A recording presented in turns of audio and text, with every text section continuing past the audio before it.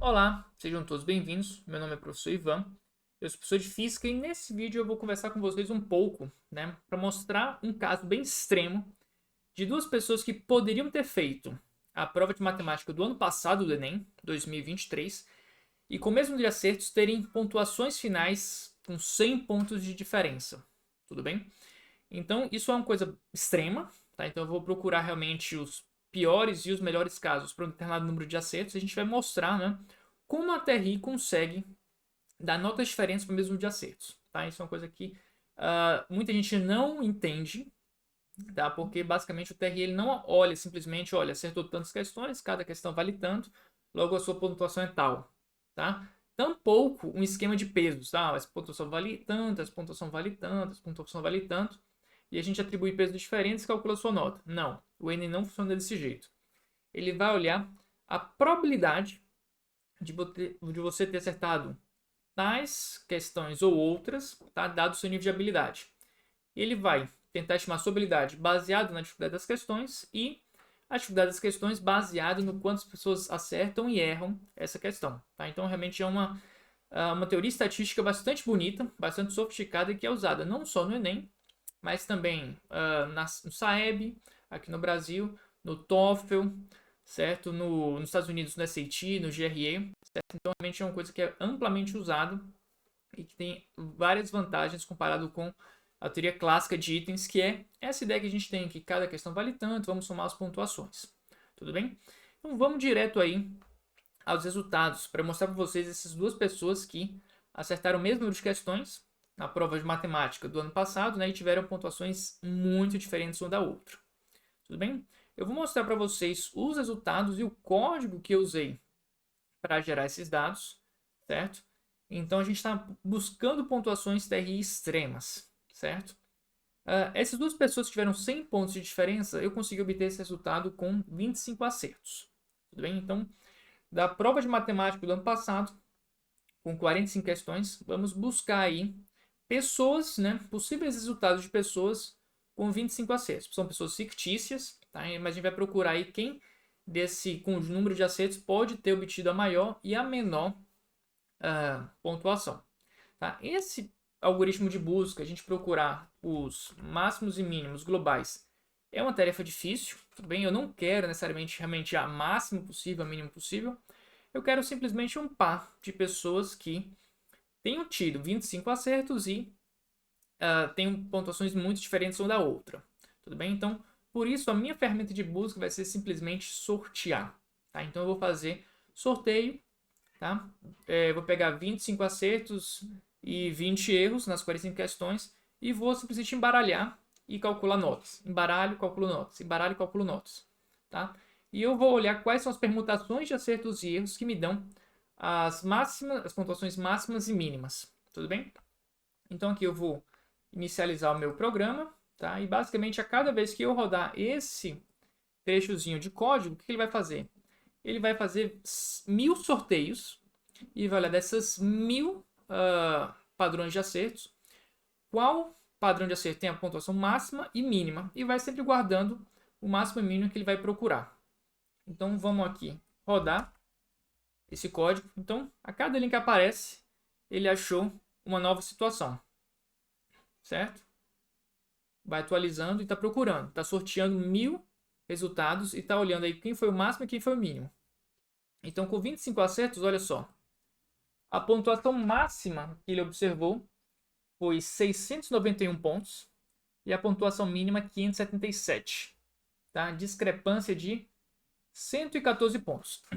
Esse resultado específico, ele pode variar cada vez que eu rodo esse código, porque eu estou sorteando. Tá? Então, realmente, eu estou indo dependendo da sorte para a gente ter uma boa discrepância. Mas, a cada vez que eu rodo esse código uma nova vez, eu faço mais 1000 sorteios e procuro novos pontos de máximo e mínimo. Tá? Aqui eu fiz 1000 sorteios e eu não achei nenhum outro resultado com uma pontuação maior que 691, tampouco uma pontuação menor do que 577. Tá? Esse resultado aí foi ótimo, tá? Para os testes prévios que eu já fiz. A gente teve mais de 100 pontos de diferença. Tudo bem? E os dois padrões de acertos, observem, eles têm 25 acertos. Vamos atualizar aqui. Aqui eu tenho agora a planilha de pontos, certo? Que a gente tem aqui com esses acertos máximos e mínimos. Deixa eu aumentar aqui a letra para vocês observarem melhor. Vou até aumentar aqui para, vamos colocar 26, esse tamanho de letra. Agora, se você deve estar em tela cheia, você deve conseguir ler esses acertos, tá? Então aqui estão todas as questões em nível de dificuldade. Basicamente, eu tenho 3 colunas. Aqui são os acertos da pessoa que obteve pontuação máxima. Aqui são os acertos da pessoa que obteve pontuação mínima. Aí a gente pode olhar que tipo de pessoa tem uma alta pontuação no Enem e que tipo de pessoa tem uma baixa pontuação no Enem. A depender do nível de dificuldade, que é o parâmetro B de cada questão. Tudo bem? Aqui eu coloquei uma média de 500 e eu dizia o padrão de 100, tá? Que é a estatística que o Enem adota. Tudo bem? Então, olha só, vamos olhar aqui a pessoa que teve nota máxima, né? 691 pontos. Então, basicamente, se você teve 691 pontos, as questões mais importantes para a sua pontuação são aquelas que têm esse grau de dificuldade. Então, vamos olhar aqui, em torno de 691 pontos, quais são as questões que têm esse grau de dificuldade. Vamos começar aqui do 698, um pouquinho acima, e olhar aqui do 16 até o 650. Tudo bem? Olha só, eu peguei 1, 2, 3, 4, 5, 6, 7, 8, 9. 9 questões em torno do seu grau de habilidade. E perceba que dessas 9 questões, a pessoa que teve pontuação máxima, ela acertou 8. Tá? Então, dada a sua pontuação, essa faixa de dificuldade são as questões mais importantes. Ele acertou quase todas. Tudo bem? Talvez exista até uma nota maior do que essa, que seria ele ter acertado essa questão aqui, questão número 6. Tá? Porém, a outra que teve pontuação mínima, olha, ele errou um pouco mais dessas, né? Errou 3 a mais. Tá? E aí, o que diferencia o aluno que teve nota muito alta e o aluno que teve nota muito baixa? Olha só. Aqui em cima, né, das questões mais difíceis, né, peguei 1, 2, 3, 4, 5, 6, 7, 8, 9. Das 9 mais difíceis, tá? A parcela mais difícil, né? O aluno de nota máxima, ele errou várias, né? Ele acertou só 2, certo?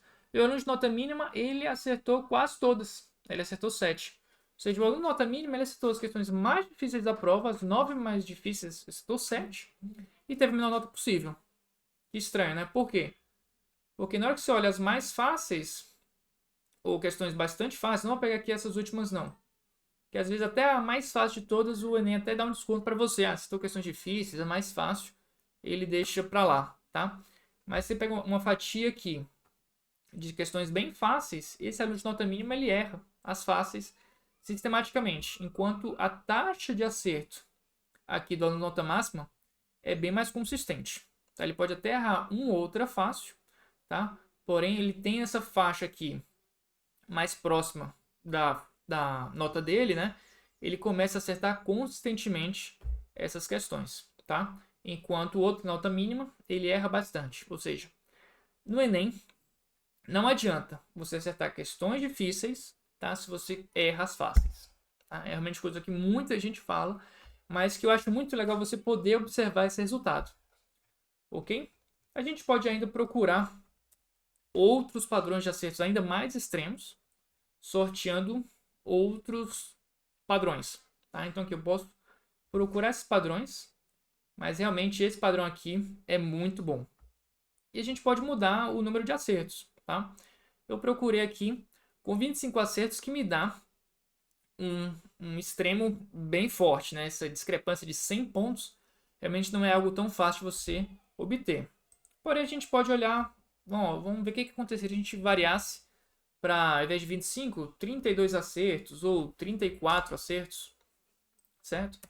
A gente pode sortear um novo padrão de acertos, tá? Talvez não seja tão grande quanto 100 pontos. Vamos pegar aqui 1000 acertos, olha, a gente teve com 34 acertos, a gente teve uma discrepância aqui de 68 pontos. Talvez não tão grande quanto o 100. A gente pode expandir a nossa busca para outras 1000 possibilidades. Dessas 1000 possibilidades, será que a gente acha alguma coisa ainda mais extrema? Não, certo? Não quer dizer que não exista, mas que dessas 2000 tentativas, esse foi a maior discrepância que a gente obteve. Ok? Aqui agora a gente teria 34 acertos, que já daria uma faixa aí, olha, de quem quer ir para a universidade pública, do federal. Tá 706 e 775. Tá? Então seriam 2 bons alunos que obtiveram 34 acertos do Enem em matemática. E quando a gente olha para esse padrão de acertos, vamos olhar agora, né?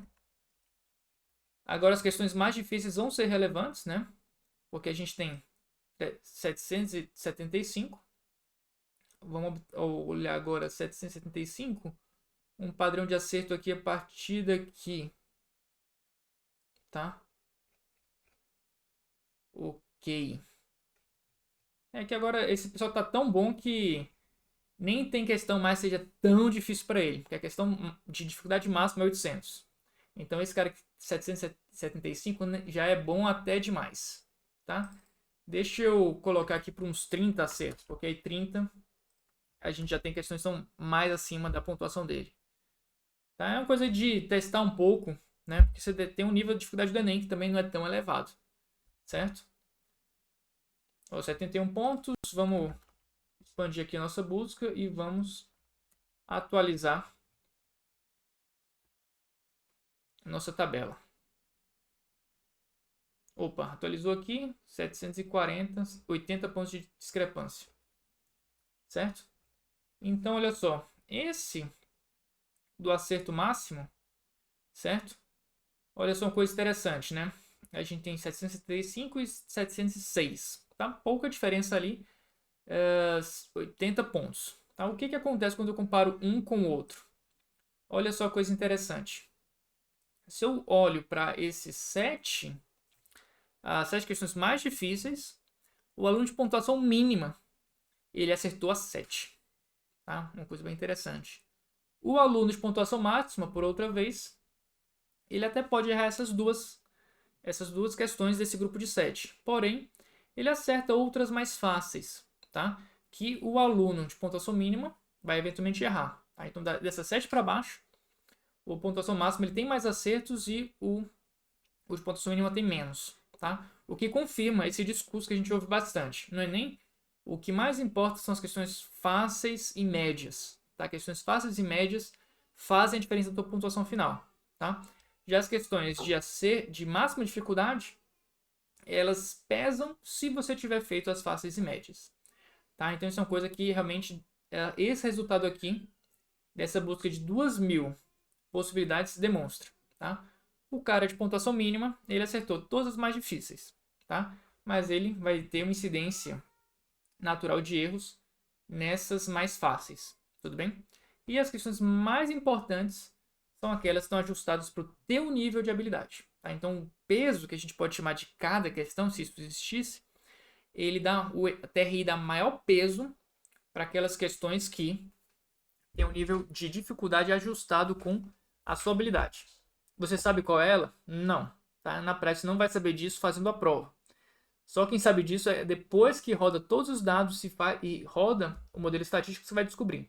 Porém, de maneira geral, a dica que se dá é, olha, foque bem nas fáceis e médias, tenha consistência, porque na prática, a não ser que você seja um aluno excepcional, que vai fazer medicina, essas questões de dificuldade muito alta não vão te dar grande informação sobre sua pontuação. Tudo bem, gente? Então, é isso aqui. Foi o nosso resultado. Espero que vocês tenham gostado de observar aqui como o mesmo número de acertos no Enem pode gerar pontuações tão diferentes como 80 pontos de diferenças ou até 114, como foi o primeiro exemplo, tá bom? Então, se você gostou desse vídeo, não deixe de curtir aqui embaixo, comentar, e se você tiver alguma outra dúvida relativa a TRI, coloque nos comentários, eu posso fazer um vídeo respondendo a sua dúvida, ok? Vou ficando por aqui, um forte abraço e até a próxima. Tchau, tchau.